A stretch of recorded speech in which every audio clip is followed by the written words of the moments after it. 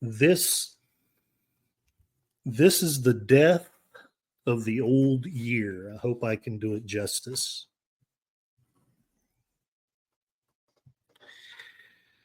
The weary old year is dead at last.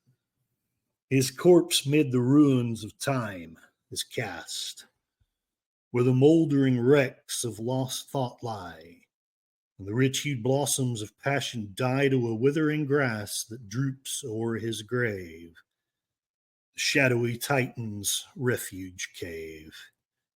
Strange lights from pale moony memory lie on the weedy columns beneath its eye, and strange is the sound of the ghost-like breeze and the lingering leaves on the skeleton trees.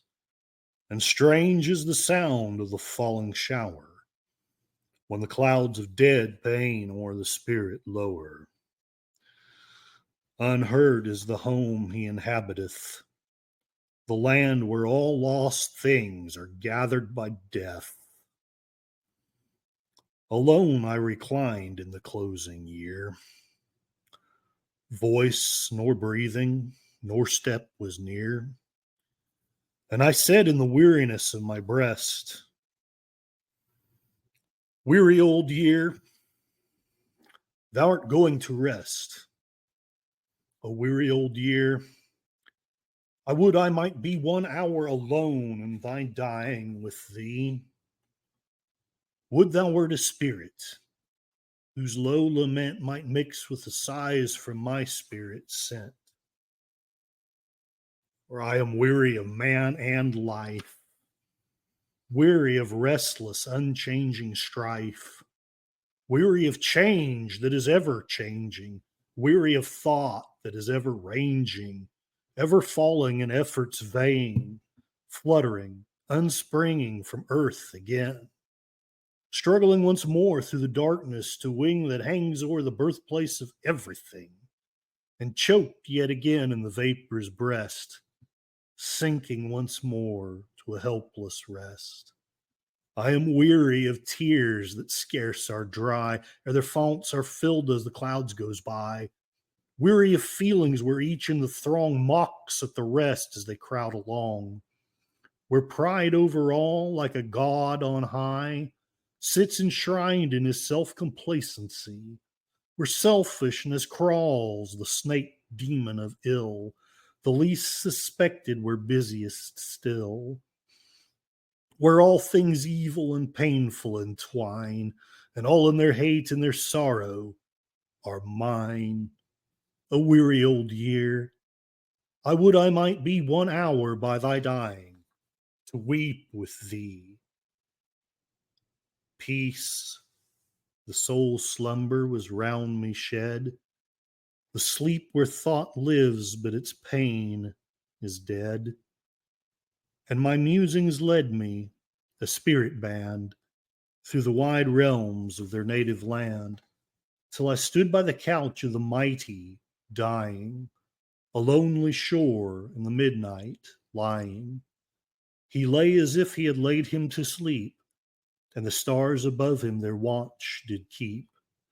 And the mournful wind with the dreamy sigh, the homeless wanderer of the sky, was the only attendant whose gentle breath soothed him yet on the couch of death. And the dying waves of the heedless sea fell at his feet most listlessly. But he lay in peace, with his solemn eye looking far through the mists of futurity. A smile gleamed over the death dew that lay on his withered cheek as life ebbed away. A darkness lay on his forehead vast, but the light of expectancy o'er it was cast.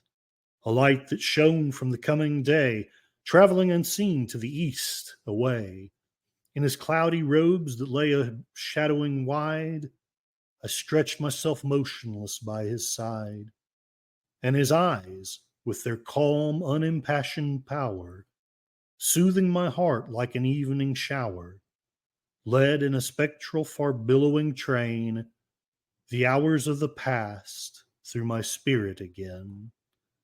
There were fears of evil whose stony eyes froze joy in its gushing melodies, Some floated afar on thy tranquil wave, and the heart looked up from its search for a grave.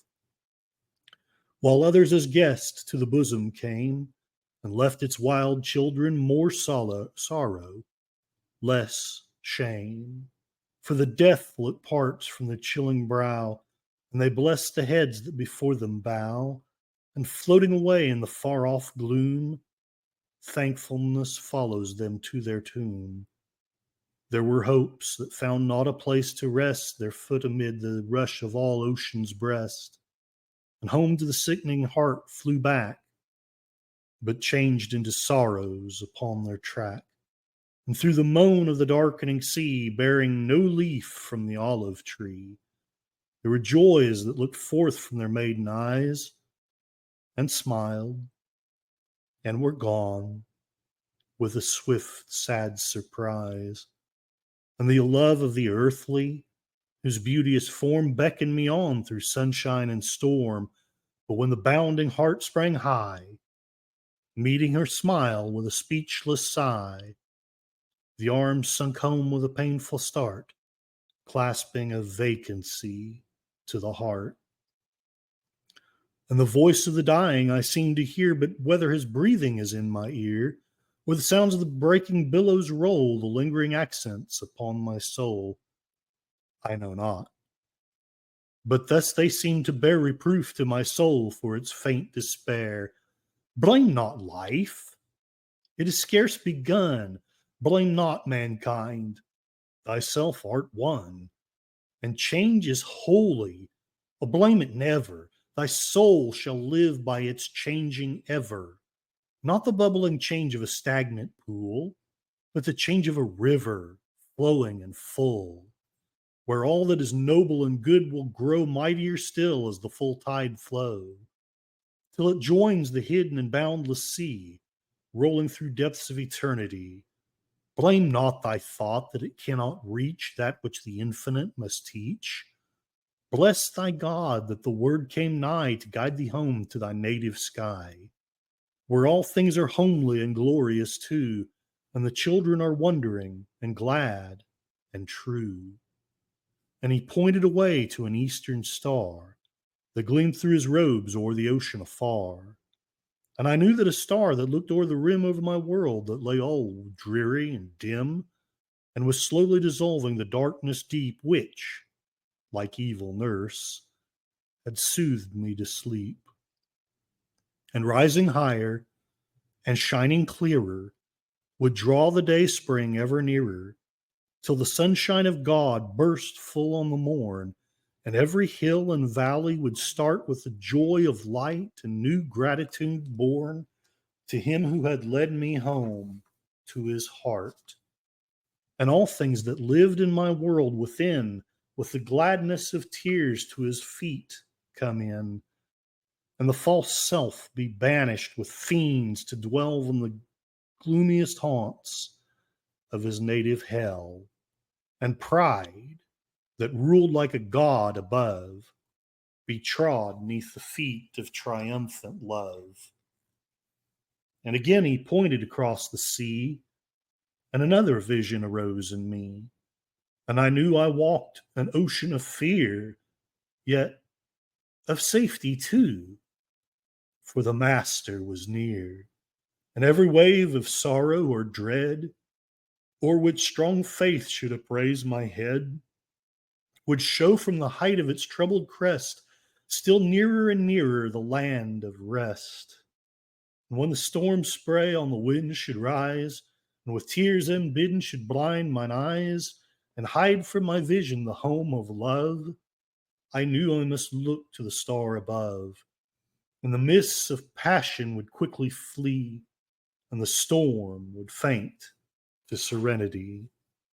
And again it seemed as if words found scope, the sorrowing words of a farewell hope. I will meet thee again in that deathless land, whenever thy foot shall imprint the strand, and the loveliest things that have been here mine shall there in eternal beauty shine. For there I shall live and never die, part of a glorious eternity. For the death of time is to be forgot. I go where oblivion entereth not. He was dead. He had gone to the rest of his race, with a sad smile frozen upon his face. Deadness clouded his eyes, and his death bell rung, and my sorrowing thoughts his low requiem sung. And with trembling steps his worn body cast in the wide charnel house of the dreary past. Thus met the noble old year his end. Rest him in peace, for he was my friend. As my thoughts returning from their wandering, a voice in my spirit was lingering, and its sounds were like spring's first breezes hum, when the oak leaves fall and the young leaves come. Time dieth ever, is ever born. On the footsteps of night so treadeth the morn. Shadow and brightness, death and birth, chasing each other o'er the round earth. But the spirit of time from his tomb is springing, the dust of decay from his pinions flinging, ever renewing his glorious youth, scattering around him the dew of truth.